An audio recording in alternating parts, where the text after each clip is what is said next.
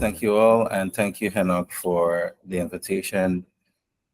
Thank you all for participating online. My name is Jason Lucas. I'm currently part of the PIKE Research Lab at Penn State. And my research is focused on low-resource multilingual NLP, particularly focused on disinformation detection. In this talk, I focus on advancing low-resource multilingual approaches in the era of artificial intelligence. In this work, we focus on disinformation through detection, generation, and adversarial resilient methods. This is the agenda today. We spent 50 minutes on the introduction. We'll talk about our research direction, which will take 30 minutes.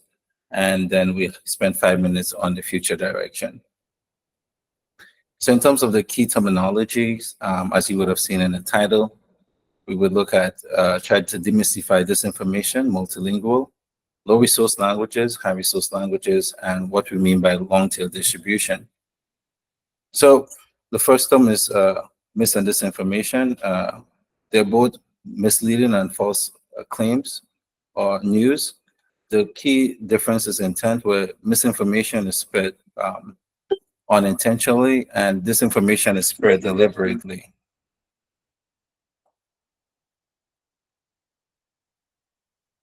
Then we have multilingual, and this term can be referred to as involving or using or expressing in multiple languages, whereas monolingual means just a single language. And this includes different writing productions, such as formal writing as a news article from news media, as well as informal writing from a social media text.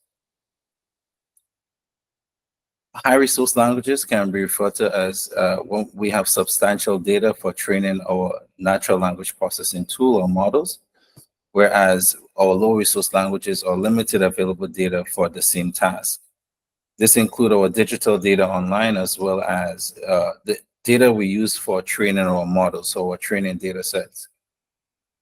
And long tail, this term derived from the Power law. It refers to a large number of rare occurrences far from the head or the central part of the distribution that creates a tail. So all of the languages that extend in this tail, we consider this long tail distribution here. And this reflects our real world scenarios, our data set in the real world. They tend to be long tail and often imbalanced. And usually the data sets in the tail is what we refer to as low resource languages. So to give you a bit of background, as we all know, we live in this interconnected world where we all share data and information within your country, across region and the globe. And we live in a time where there's multicultural, multi-ethnicity, and multilingual population just within one country compared to the globe itself. And as you may know, there are over 7,000 spoken languages worldwide. And if you look at this figure here, you'll see that Asia and Africa has the language diversity compared to countries in the Pacific, Americas, and Europe. But if we take a closer look, we'll see that a small country as Papua New Guinea has the largest language diversity, where people speak over 800 languages. And this followed by countries like Indonesia, Nigeria, India, and the United States as a fifth. And not many people know that there are over 300 languages spoken in the United States itself. In terms of the available data online, there's only 20 languages that have substantial data online that we can use to train our robust models. And this is what leads to what is known as the digital language divide, where a lot of speakers online are technologically and digitally underrepresented. And this distribution, it's also transferred into a training data set. And some people here might know Common Core 100. This is a data set that is used to train a few popular multilingual models like XLMR. It consists of over 100 languages created from online common websites. And as you can see from the color coding here, the top languages available online, most of them exist within the head of this distribution. So the head languages is what we refer to as high resource language. Some people use the word resource rich languages, where only 20 languages account for 81% of the data. And in the tail, we have maybe up to 80 languages, that are less represented forming the tail. So we consider those low resource languages. So why is this a problem? Well, this is a problem because it hinders effective learning where we pre-train models with this long tail data to learn shared representation across linguistic boundaries. And this problem affects our pre-trained language model learning optimal multilingual representation that can be used for a downstream task. And this problem extends to our fine-tuning task, or where we're trying to adjust our model for a downstream task, such as disinformation detection. And we find that it hurt both the high and low resource language during this process. And this is what leads to what is called negative transfer, where our model perform poorly at a classification task, which is determine whether a text is real or fake.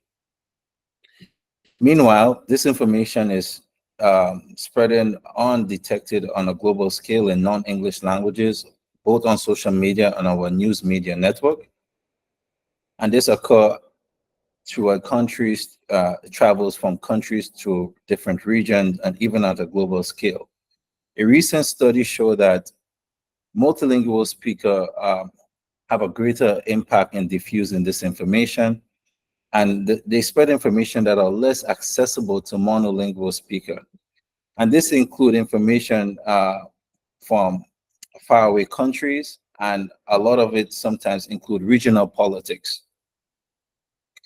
So during this time, I would like you guys to tell me, read this news, take 1 minute, and tell me if this news is real or fake. You can use the chat, and maybe Henok can see the responses because I wasn't able to see it now. So anyone can unmute their mic. Do you think this is real or fake?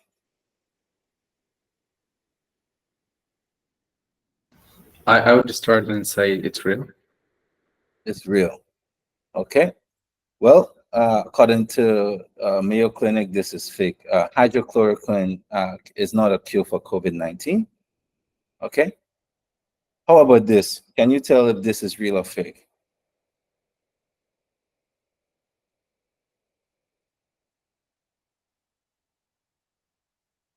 Anyone wants to try?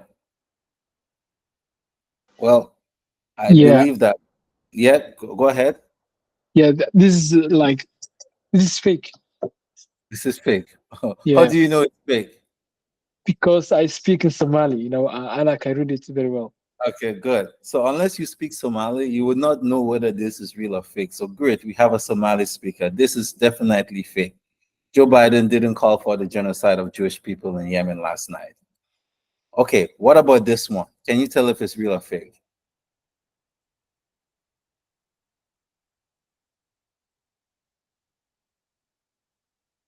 Well, if you don't speak French, you will not know that whether this news is real or fake.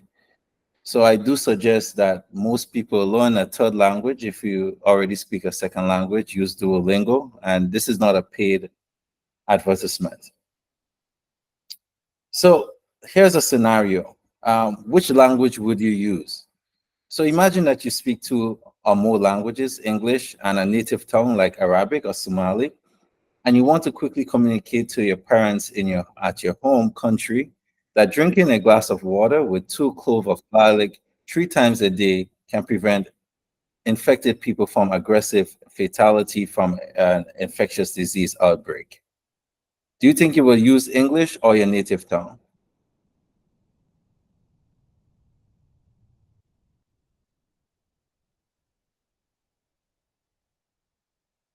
Anyone?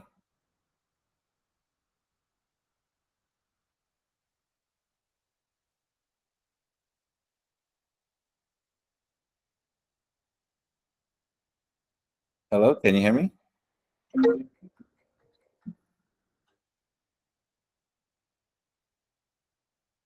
Hello? Yes, we can hear you. I think there's some responses on the chat. So here, someone says native, and then Another response is English, most probably. Joseph says, I'll not speak such words. Yeah. But as for me, I think it will be a mixture of both my native and English. Yeah. Yeah, very good. Thank you for that.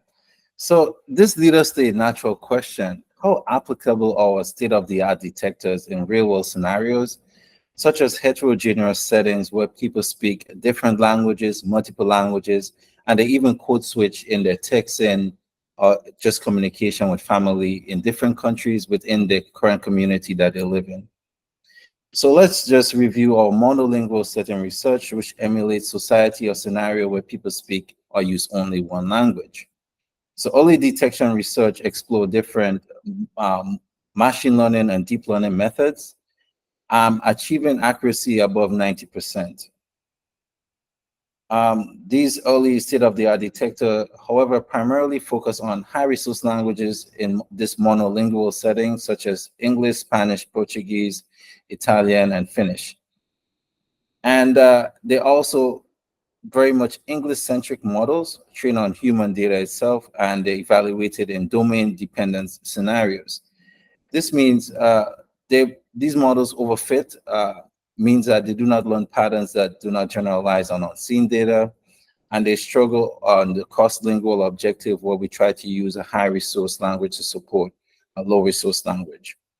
And they perform pretty bad on multilingual experiments as well as code switching data. Also, it's pretty difficult to develop and maintain 7K single models to support all the world speakers.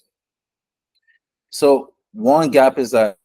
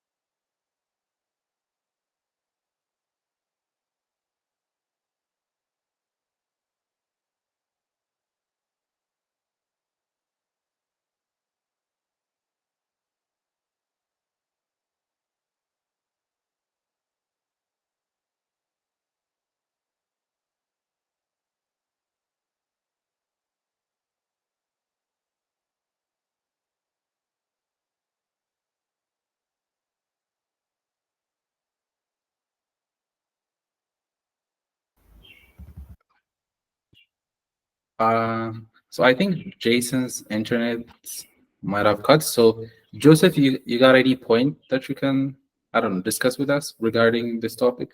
I know you're writing in the chat, so maybe if you can share a little bit of that.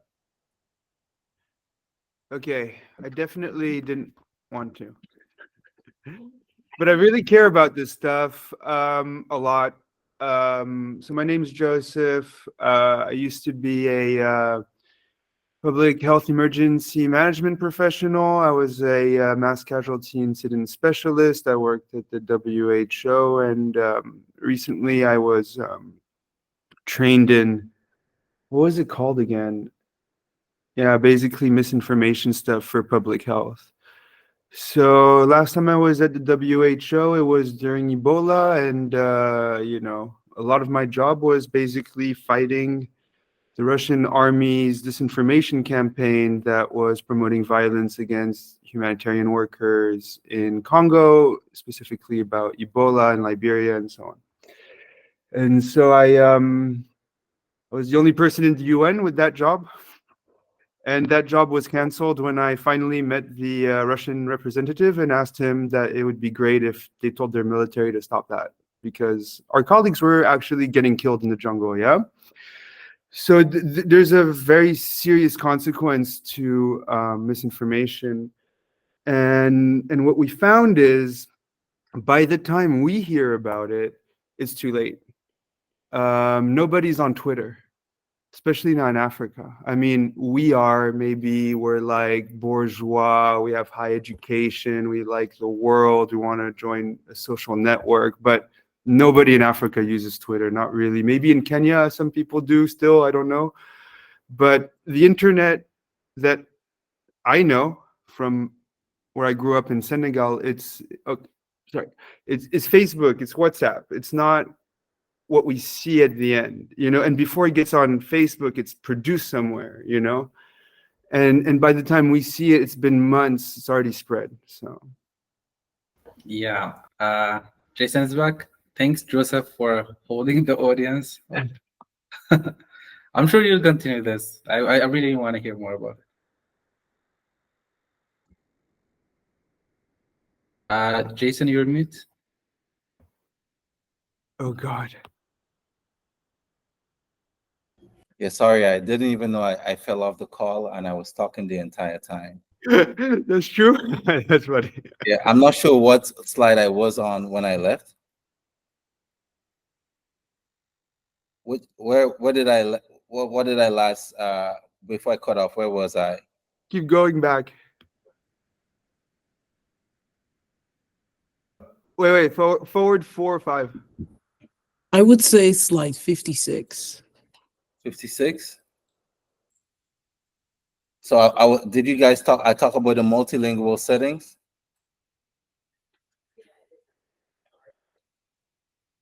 So I'll take it back quickly at the monolingual settings. So Okay. this is the slide. Okay. Yeah. So let me take it here. I'll share my screen. Everyone see my screen? Can everyone see my screen? Yes. Yep, Yeah. you can see it. Yeah, so I was quickly going through the monolingual settings, so just examining situation where, that emulates where people speak one language, and those type of research, they focus on different variation of machine learning and deep learning methods, achieving high accuracy up to 90%. And they have a few shortcomings. They have a high resource language focus in this monolingual settings, using languages such as English, Spanish, Portuguese, Italian. But there's a high focus on English-centric models using human written data. And these models are evaluated on a domain-dependent scenario. This means they overfit on their data set and may not generalize well on unseen data. And they demonstrate unsatisfactory cross-lingual performance, where we try to use one language to support the other language, even high resource language supporting another high resource language. So they will do pretty bad on code switching data set as well. I also mentioned that it's really difficult and expensive to develop 7,000 languages to support the speakers online, both computationally and monetarily.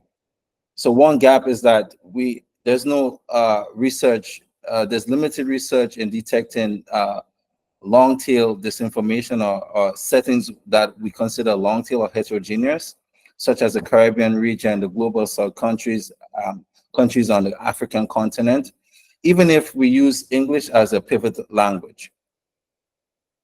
Then in the multilingual settings where we emulate situation where people will speak more languages, which is much more realistic, we see that their cutting edge research would have explored limited deep learning and machine learning methods, but they show a high accuracy up to 99%, with a focus more on high resource languages. And again, the cross-lingual performance on these high resource languages are unsatisfactory. These research rarely leverage our multilingual transformer models, and they cover, as I said before, high resource languages and barely evaluating our low resource languages. So one gap is that there is no gold standard data set for developing robust models, as well as a lot of these data sets are polluted by translationists, and they do not include synthetic disinformation data set that we are seeing in our current era. And what do I mean by translationese? I mean imperfect translation that has lexical incorrectness and make changes that are both grammatically and they make changes to the grammar and sentence structure, and that change the overall meaning of the sentence. And this difficulty comes across because of the different variation of languages that have different typological features, such as word order. So if you look at this example here, you see that English, Jason loves Penn State have a subject verb order, whereas Korean would have Jason Penn State love, which has a subject object verb order, compared to Arabic, where the verb is verb first. So because of these difficulties, sometimes the translation technologies that we have now make a lot of mistakes. All right. And lastly is that there's no existing research extensively evaluating pre-processing methods, domain adaptation methods, and the landscape of transformer architectures for this task.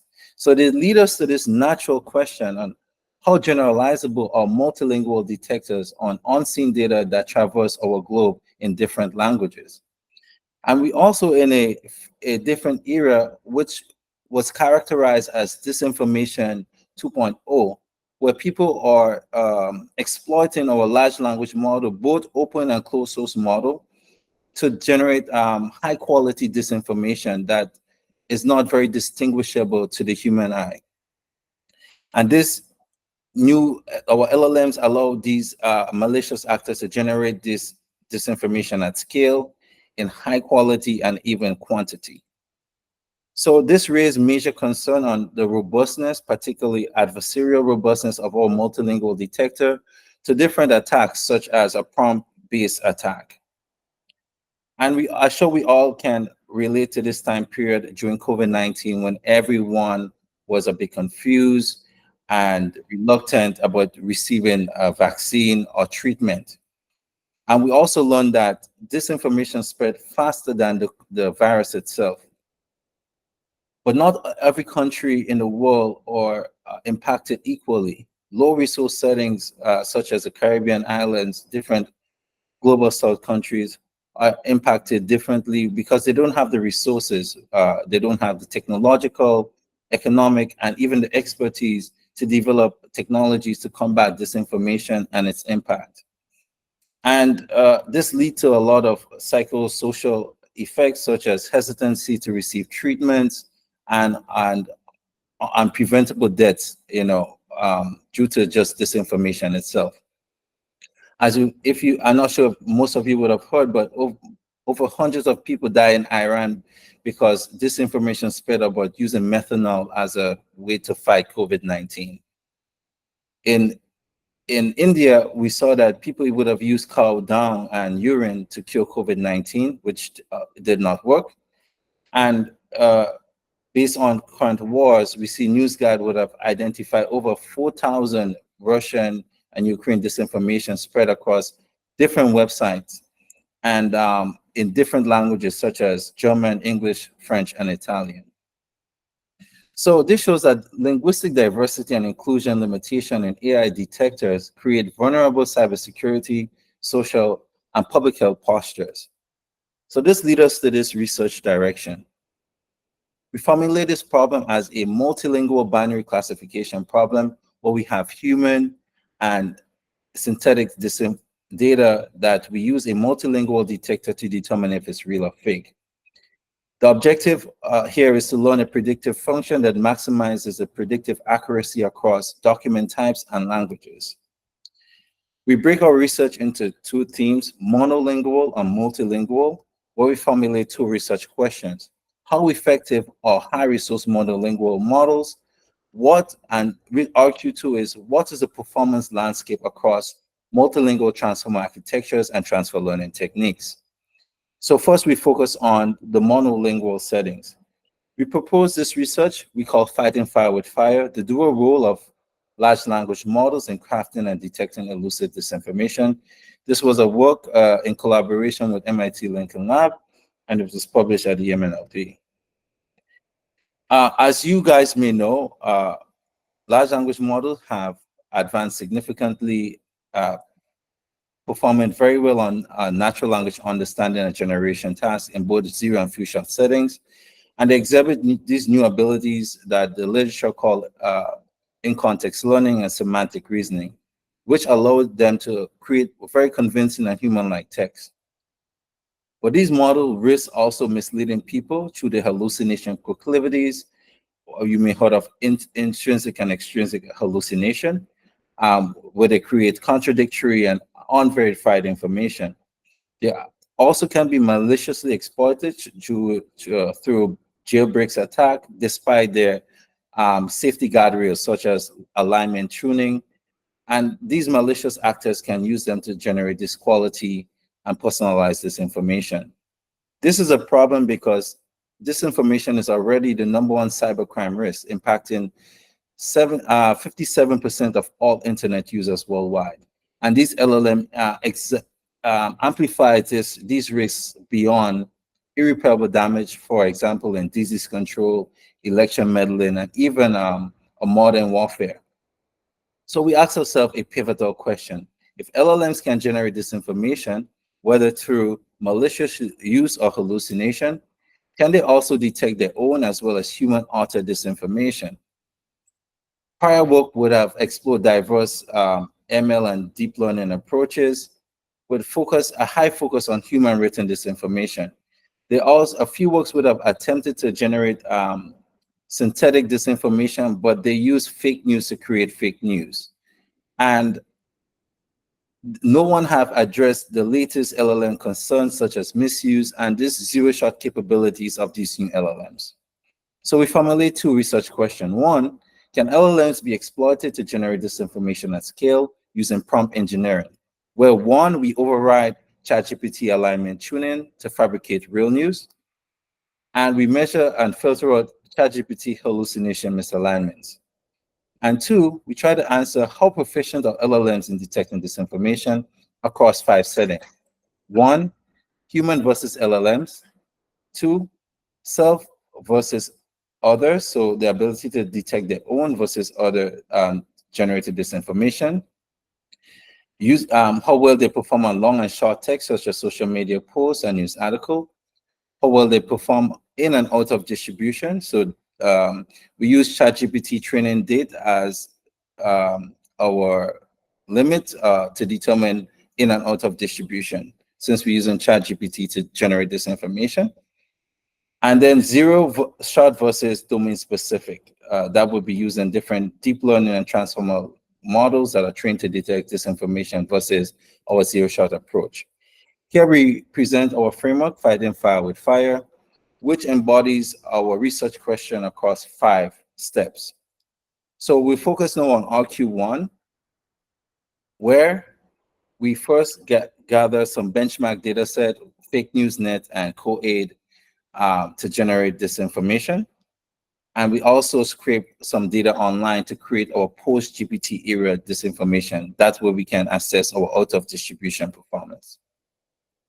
Then we formulate a prefix-style prompt for generating disinformation, and I will break it down. So first, we formulate a template consisting of 3 parameters: a content, our impersonator, and our instructor.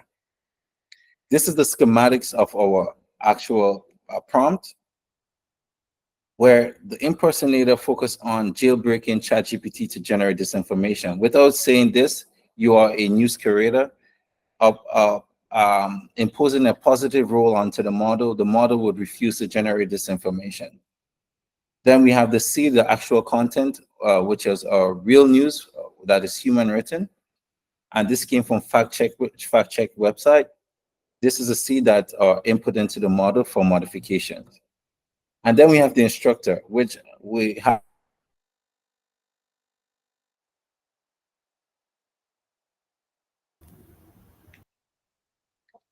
I think Jason jumped up again.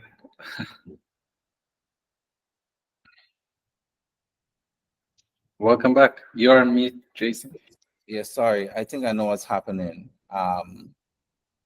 I have this automatic sleeping tab, and it's causing my Once I'm not using the tab, it makes my tab sleep. I'm sorry.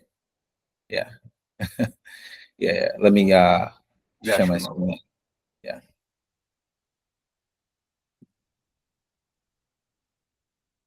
Shasha, everyone can see my screen again? Yep. Yeah. So here we have our instructor, which guides the model performance, guide the model in generating the real and fake news. And we use perturbation and paraphrasing techniques, where our paraphrasing techniques was used to create real news, and our perturbation-based techniques were used to create fake news. And here is an example of our main perturbation techniques, where we ask the model to slightly alter the key details, instigating an unexpected twist to fabricate the misinformation. We try to create a variation of real and fake news to have a diversity in our tasks and to mimic real-world scenarios where people interleave real and fake content to deceive others. Okay, so we both our perturbation and paraphrase prompts try to create such variation. So combining these two parameters, we have a prefix style prompt, which we input into our generator G, which is ChatGPT, to create a text T. And this text can either be real or fake. Here's an example of that. I wouldn't go through it in extensively, but you see there's different variation from minor to more overt changes to our text for deceiving others. And then here's an example of the real news that our model creates. And if you guys have questions about it, we can talk about it after, but I won't go through it in any details. So this is another example of the real news that ChatGPT 3.5 Turbo created. But what we notice is that our models do not only hallucinate, they exhibit this reverse hallucination capabilities. So when they're prompted to create real news that should, let's say, when prompted to create unfaithful news that should be fake, these LLMs create real news. It means that what they generate oppose the logical and factual faithfulness of the text, the source text. And when they're prompted to create faithful news that should be real, they sometimes generate text that is unfaithful. It means that it overturns the logical and factual faithfulness. For this reason, we introduced our Purify framework using 3 different metrics: alignment score, natural language inference, BUT score, and semantic distance, in order to filter out this hallucination misalignment. So starting with alignment score, we look at a fine-grained degree of factual consistency, and where we want real fake news to have a score close to 0, and real news with a score close to 1. Using this matrix, we first created a threshold to capture edge cases using standard deviation or interquartile range to balance robustness of spread and central tendency, while accounting for the skewedness of real and fake news distribution, as you would see in this graph. We were able to detect 30% factual misalignments in our data. And then we use our natural language inference for logical consistency, where we want fake news to have to not entail the reference text and the real news to entail its reference. We use 3 state-of-the-art models, particularly GPT 3.5, PALM, as well as Llama. And we took a majority vote of these 3 to determine the NLI for each samples. Here we were able to detect up to 8% logical misalignments. And then we took the BUT score of all our generated text, where we want both our real and fake news to have high level of contextual consistency, ensuring that while we generate the text, it doesn't generate something out of context. And clearly, our results show that the text we generated was highly contextually consistent in topic and meaning. And we lastly use semantic distance to measure similarity in meaning in our generated text, and a low score for both real and fake news means that our text has maintained its meaning. And this diagram here also shows that our LLMs highly retain semantic similarities. Overall, we detected 38% of hallucination misalignments, and yes, And we presented this new data set that can be used for our research community to advance research in this direction. So in terms of RQ1, we show that our impersonator can text in our prompts can be used to jailbreak ChatGPT, and we also remove 38% of some hallucination misalignment to ensure that our experiments is of high quality. Then we move to RQ2. Here, just to refresh, we're trying to evaluate the proficiency of these LLMs to detect disinformation across these 5 settings.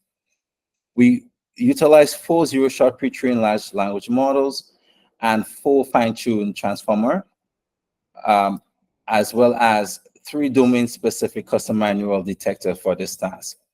This is the schematics of our prompt, which is very similar to our generation, where we have a seed, which might be either human or AI generated, and an impersonator. Not every model would generate, will give an opinion based on their alignment tuning, or have an opinion on whether a news you tell them is real or fake. Some of the news can be toxic text and so on.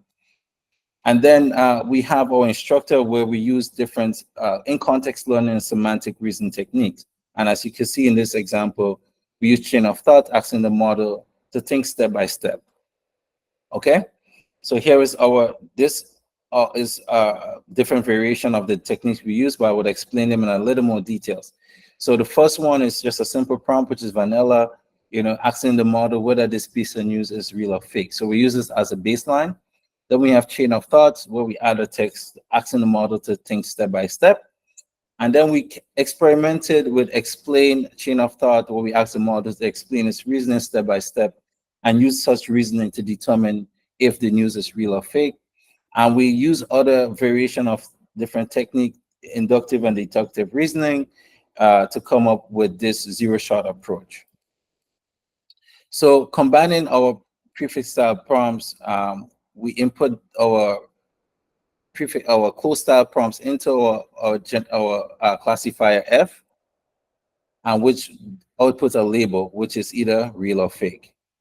All right, so in terms of the results for this, so we evaluate human written versus LLM generated, and our results show that our pre-trained LLM struggle more on detecting human written disinformation compared to our LLM variants, except for DALL-E 2, which did the opposite. And then we try to look at self-detection versus an external detection. So we found that ChatGPT is good at self-detecting, so detecting the disinformation is created. And Llama GPT was the best external detector at zero-shot. We also look at social media posts, so short and long text, and we see that our pre-trained LLM exhibits superior zero-shot performance on long news articles than short social media posts, except for Llama 2, which perform better on social media posts. Then we evaluate in and out of distribution performance, where on top we have our in distribution or pre-GPT data, and out of distribution would be our post-GPT 3.5 data.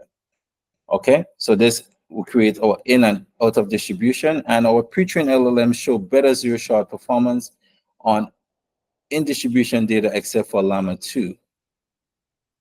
In terms of our customized detector and fine-tuned models, both of them also has better in distribution performance.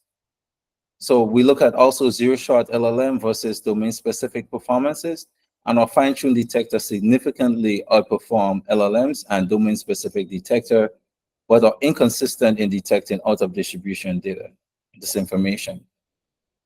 We saw that GPT 3.5 outperformed our domain-specific detectors, while LLMs perform comparably, other LLMs. Okay, so in this research, we addressed 2 research questions to answer our monolingual focus, or how effective our high-resource monolingual models. Here, we show the dual capacity of LLMs to both generate and detect disinformation for both misuse and defense. We also utilize we present this purified framework, which can be used for future research for eliminating the hallucination misalignment in our data set. And we show the zero-shot capabilities of these LLMs for detecting fake news, which is promising, but we don't have to do any extensive training.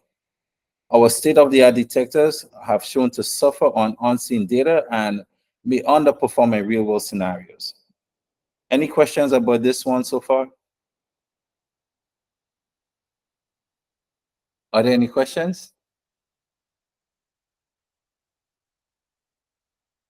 Okay, so since there's no questions, I will move ahead.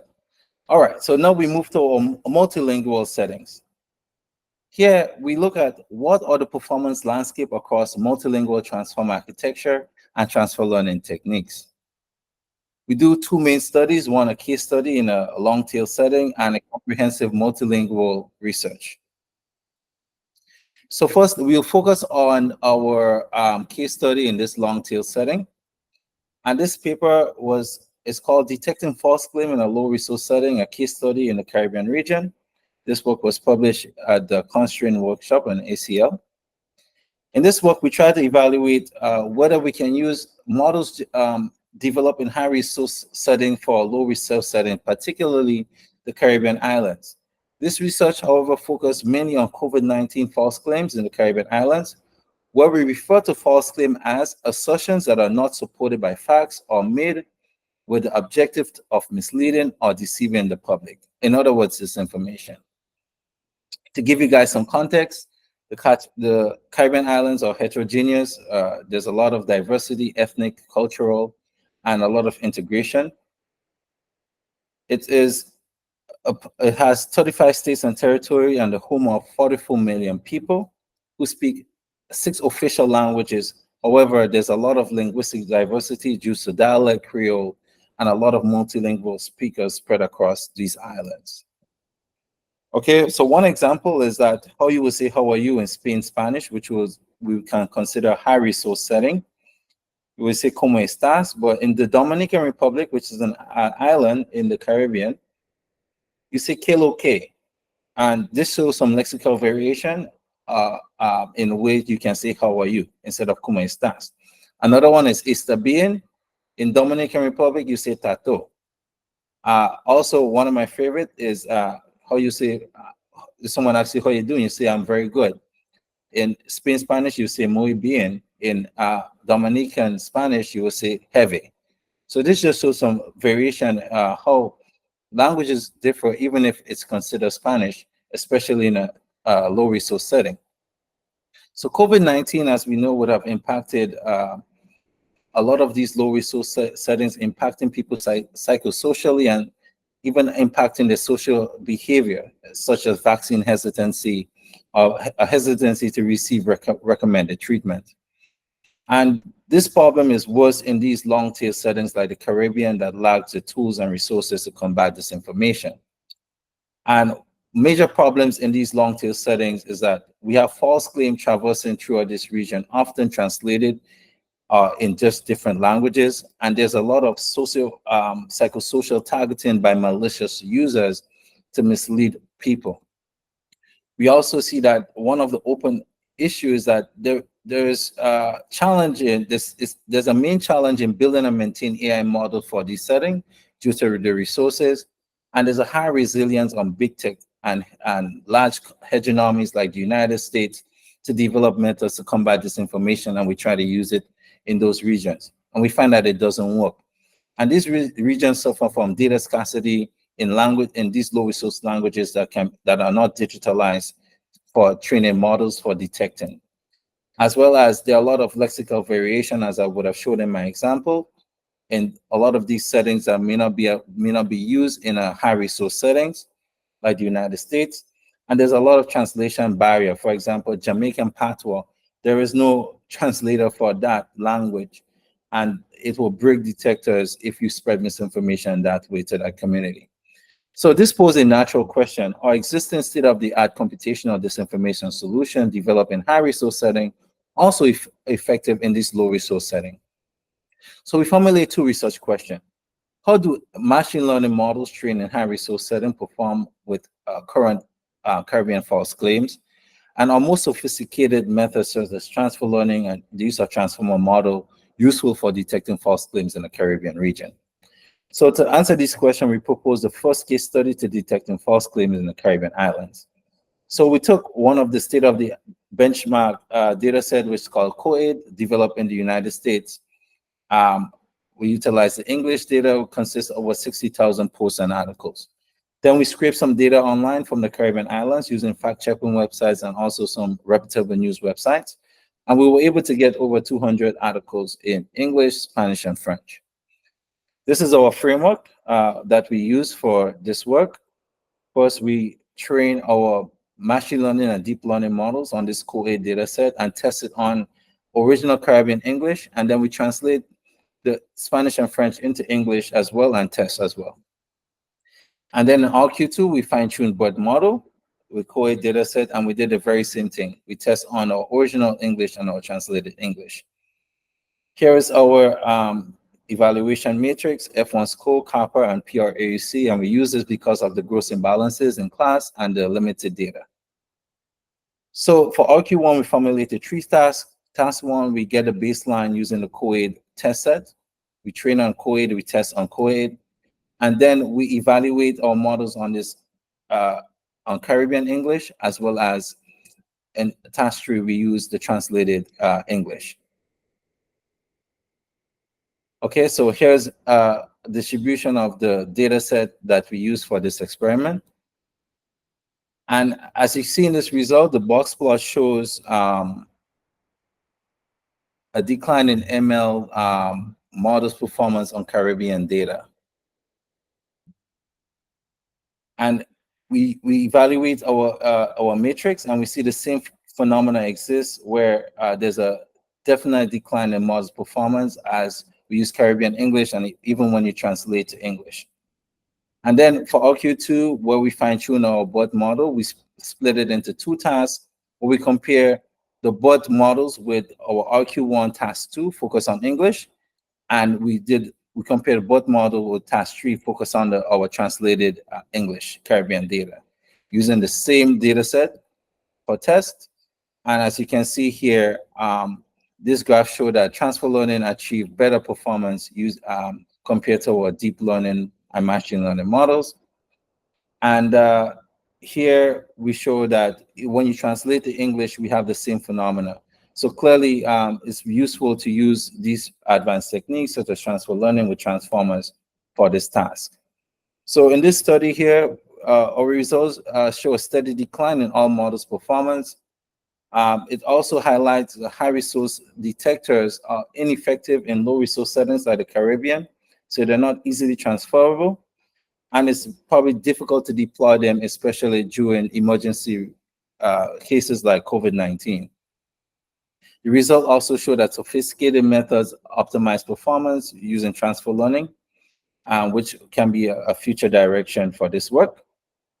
And I just want to highlight that our research is not primarily concerned with the technical novelty, but rather the novelty in detecting false claim in underrepresented, unexplored region to show the difficulty in doing so using our state-of-the-art detectors. So any questions about this one before I move on to the future work?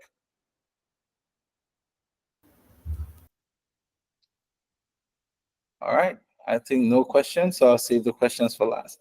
Great. So far we look at the monolingual landscape, and we also look at the multilingual landscape with our case study. But we need to do future work that focus on our low resource setting, but doing a comprehensive multilingual study. So we present this new research we call Greenland. And in Greenland, we focus on this comprehensive evaluation of our models on high and low resource languages, focus on our cross-lingual performance. You know, how well can we use these high resource language based on let's say the genetic relation or some typological relation. So genetic will be like language family, typology, word order. You know, so first we start with our tokenization methods. We're going to evaluate them extensively: character level, word level, sentence level, and our subword. And then we're going to use a landscape of transformer models for this task, as well as different variation of transfer learning techniques, such as we have full fine-tuning methods where we adjust the model entire weights, and then we have the more efficient way of fine-tuning models, we'll explore with these techniques and see what is the best approach for this task, given the current state of our models and our data sets that's currently available for this task, before we actually try to develop solutions towards building a more robust detector. So this is the end of my talk. Thank you guys for your attention, and also sorry for all the technical difficulties. And if you have any questions, please, I'll be happy to discuss any of those. Wonderful. That was an awesome session. Thank you for that. And I'm sure a lot of you may have questions, so feel free to drop them in the chat, and also you can unmute yourself and ask. I think Joseph might have a lot of questions, so I'll give the floor to Joseph. Okay. Okay, I've been volunteered to ask questions.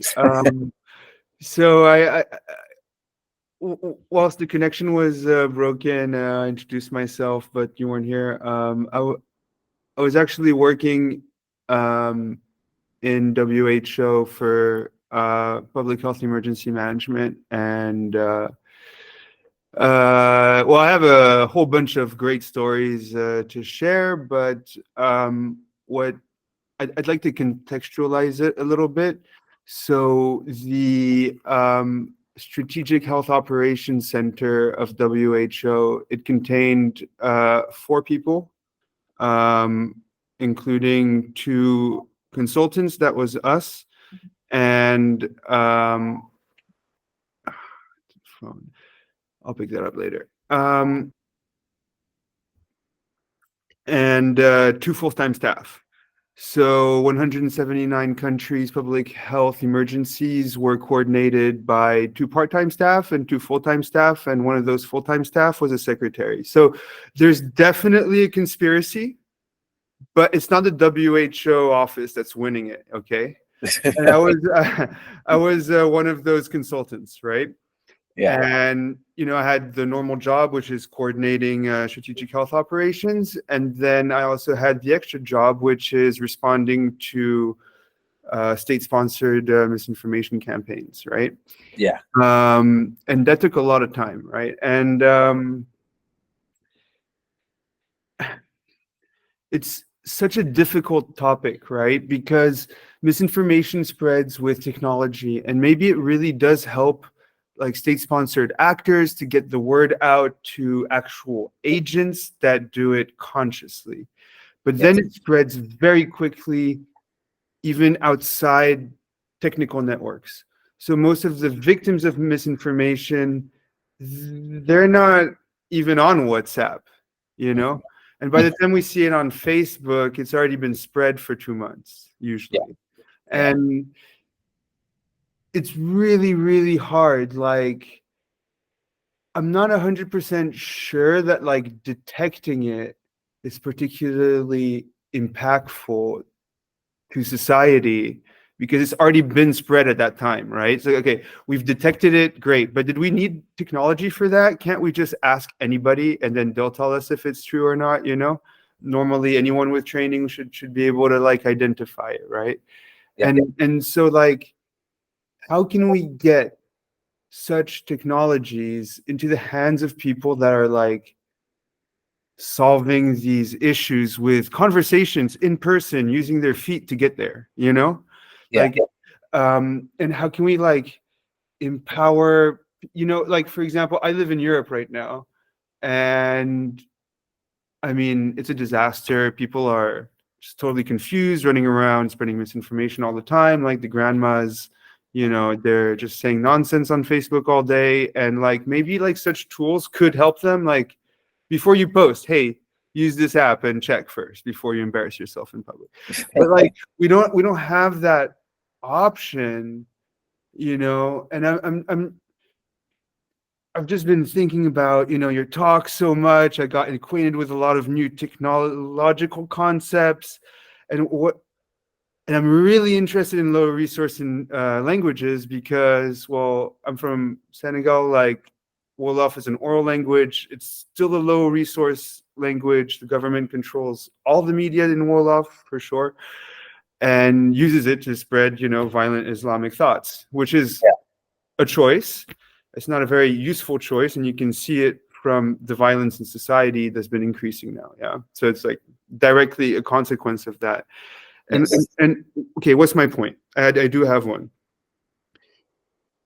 Isn't it a question of priorities? Like, should we just like focus on just trying to get the best models for our languages first, and then think about the downstream application of like what are people using it for? So like what I'm trying to say is like this. I don't even know. I don't even know what my point is, but I really want these new models in my language as soon as possible, because I think if people start using them, then they'll have like a different perspective to offer in general in the language media, Yes. and that could be okay as a start, So I really love that the fact that you give us some good context, so the speakers understand the difficulty in combating disinformation. And to believe that technology can do it is what we call a technologically deterministic approach, and it's not realistic that technology alone can solve that problem.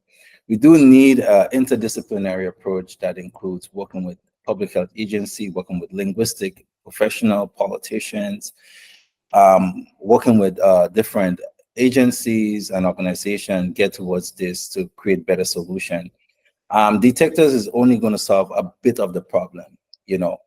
Misinformation is dynamic and people can spread them, in real time. If a new disease there's an outbreak right now, there'll be different form of disinformation. But if we can detect it and alert people that this are likely disinformation, maybe that may prohibit them from spreading. But chances are, if it aligns with the psychological disposition, confirmation biases, they will still spread it. Currently, we can probably detect that in English, maybe on some social platform, but we cannot do it well across different languages. And it becomes very difficult. Even when Facebook developed tools to do this, we see how poorly they work in the pandemic, And this is particularly difficult in these long tail events that are rare, like emergencies, where people, there's an exponential impact in where people share information. There's a lot of uncertainties. With that, I think it becomes difficult. But yes, I do agree that this takes a multifaceted, multi-interdisciplinary approach to solve this problem holistically. So the second thing is that you discuss, should we develop one model perfected in one language first, and then before we think about the multilingual side of it? That's a great question. It's not that easy to develop all these models, and finding data in a lot of low resource languages is going to be hard. It's not in a written format right now, so it's going to be very difficult. And there are a lot of works trying to improve models in a lot of low resource languages. So there's a lot of African language focus right now where people are developing models for future African languages. In the meantime, while we wait on such development where we can get data, we will have to hone in on the multilingual models and using them to help support this low resource language until we can develop better models and maybe train a joint model when we have enough data for all these languages we are interested in. I think that is a more reasonable approach rather than waiting for us to develop all these single models before we can have a good joint models. Yeah. Okay. I want to just rebound on that. I think I finally found what my point is. Okay. Right now, we're talking about downstream debunking when the damage has already been done, and we're excited about the prospect of debunking, maybe even online, and giving people an online tool for it. However, debunking doesn't work. It simply doesn't. Nobody cares about reality, and they care more about their belief system. Okay. And so what does work, and we know this because, yeah, I mean, it's a bad situation and it's getting worse because of all these state-sponsored actors, Russia, you know, specifically, you know, and I have proof, you know, but like, okay, what works is you send a volunteer and then they talk in the village and they bring supplies to the village and they train in the village. This works. I think the most impactful thing we can do is see what we can take from learning about debunking and then bringing it to pre-bunking so that we can quickly train the volunteers. By the way, their main tool is a good pair of shoes in their legs, right? So it's like, how can we get them all the information they need before they even know they need it, so that when they get there, they won't have a surprise. They'll have everything they need to talk about what's coming next instead of reacting to what's already happened, and that's just impossible to fix afterwards. Yeah. Yeah. Yeah, I agree. So I feel like you're right about, you know, having this two approach. One, very public health centric. You know, we take a more reactive to go. You try to be preventative in training people to address this information. You go into the community, you use different methods, you know, to educate and intervene. I think these things are important and should be utilized to help make people more aware, you know. However, because of the nature of this information and how it spreads, I think, you know, those that spread on social media, especially like Facebook, like WhatsApp, limiting their spread. Viber. Yeah, limiting their spread, I think, can have an impact, maybe not significant, but limiting the spread of this information, even crossing countries, you know, within the countries, limiting it, I think may have some sort of impact. But yes, we need to take more public health approach, you know, to educate people on how to view this information. And there's research right now on that, which show that, you know, using people for such work do improve the detection capabilities and them not resharing such information. But I don't think it's easy to our technology cannot intervene on the psychological disposition of people, especially when they're targeted. This is what makes generating this information so dangerous, is because I can align my narrative to your belief system. You know, so I understand. I know you like Donald Trump. I will say something and I can tweak that with a model, just with a quick prompt. And I can do this for a large population of people. And before we can just create a very generic information and send it out. No, now you can integrate it into a bot online and you can spread this disinformation based on people's personal belief. You know, this can be done easily right now.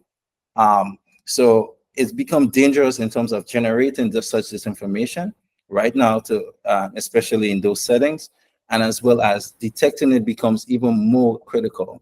You know, especially, but this has to be done by people who truly cares about it. You know, does our big tech really care about this?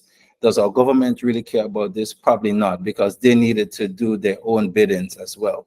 You know, so, you know, who really cares? WHO might be a great organization, but probably, I'm not sure. I'm really not sure who cares. I hope someone actually cares. But who cares about this and People implementing care, it? but they use it as a weapon. Yes. And they are highly coordinated. It's a small group. They're very well financed, and I have a lot of terrible things to say, so I'm gonna leave it at that. Yeah. Yeah. Part of my Yeah. part of my research, I have a social informatics professor on my committee for my PhD, and she asked me that one question in my comprehensive defense. She said, "So, so tell me, what happens when the people you're building this technology for use it for bad reasons, you know. I know I have to write an entire chapter on this. So I think it's a very valid question, and yeah, this is a realistic question when it comes to this technology. Yeah. So I think to sum it up together, you know, to think that detectors can solve the problem, I think not. I believe it takes a more interdisciplinary approach, but it's, you know, it's part of the whole solution. It's a sub part of it. Yeah. Yeah. Thanks, Joseph, for all those questions. I'm sure you might take an hour or two. I'm sure you might have a lot of questions, but let's give the hand to others. CM, you can go ahead and ask your question.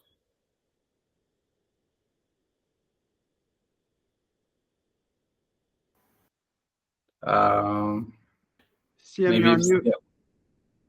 Hello, Yeah, can yeah. you hear me? Oh, Yeah, we my apologies. Thank you so much, Jason, for the presentation. I'm not sure if this was covered, but I'm curious as to whether, I know there are like fact-checking sites.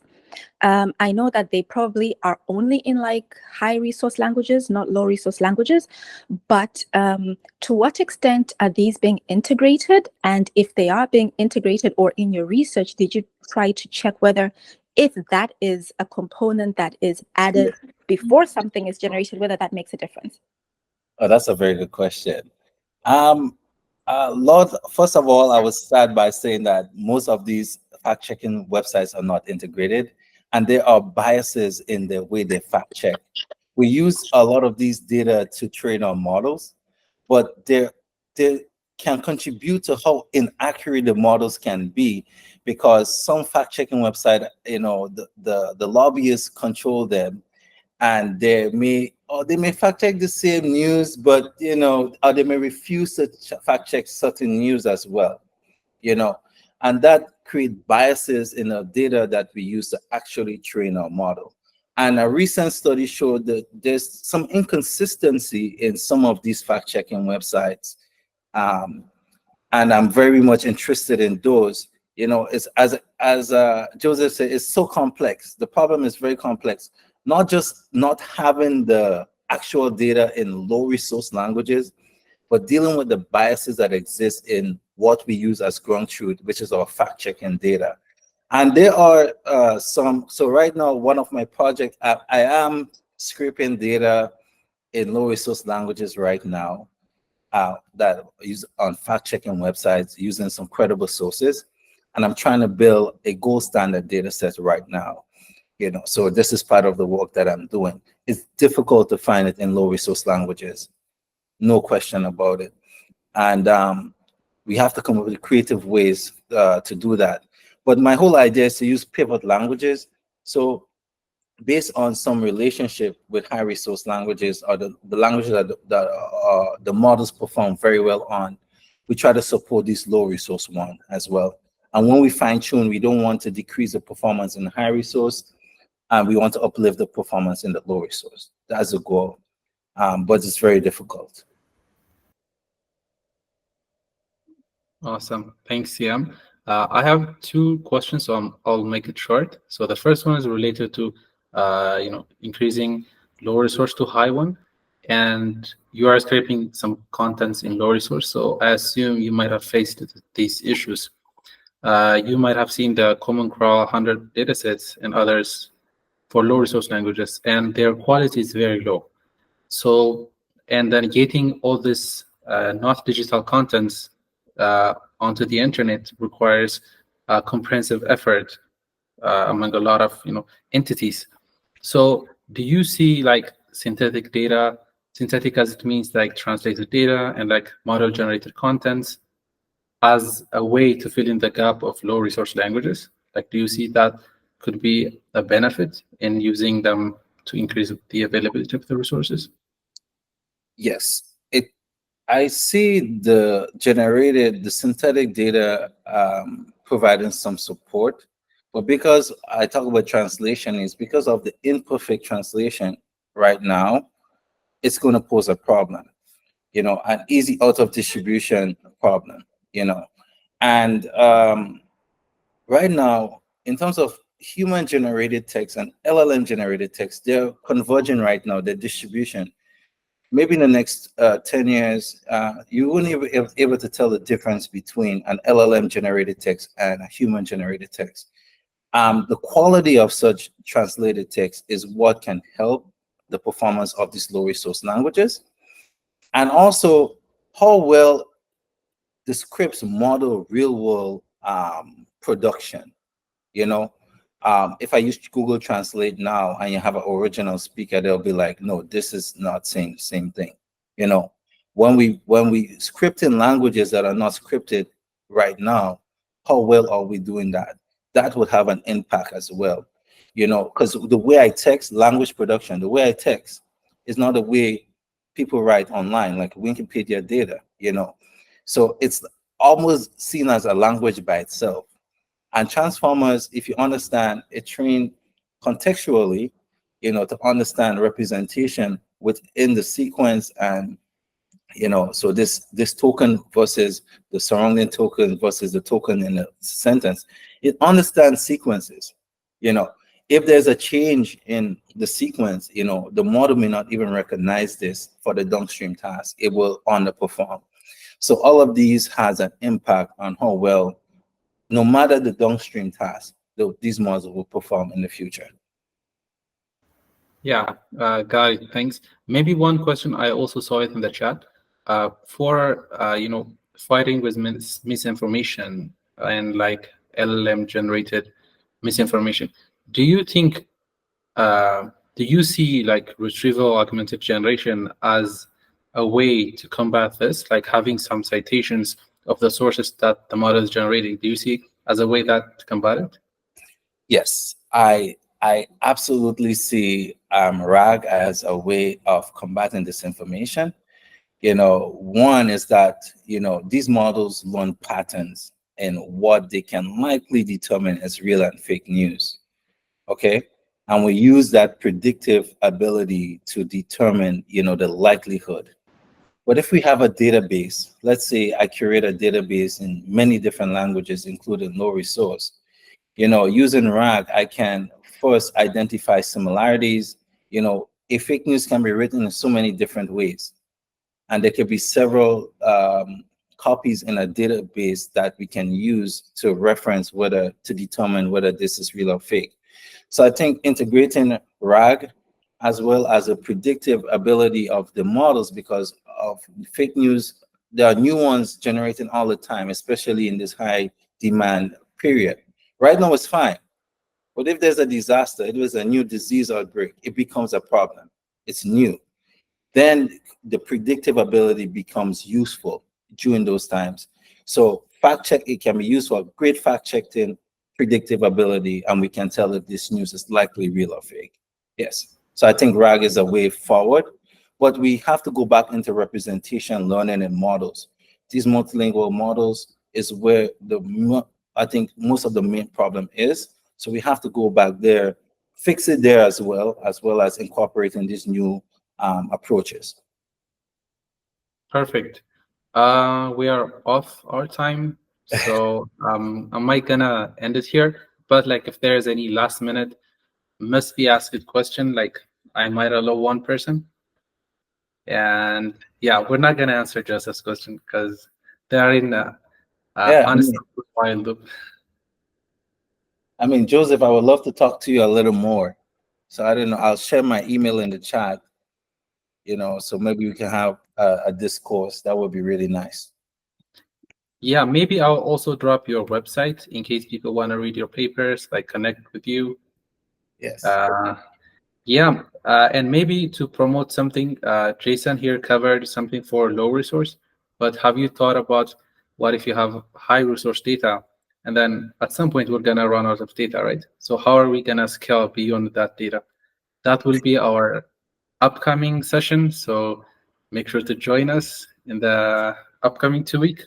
And yes, thanks everyone for coming here, and thanks Jason for being here. I'm sure it will not be your last. Yes, it would not. And thank you guys for having me. I appreciate this. All right. Yeah. Thanks everybody, and hope you have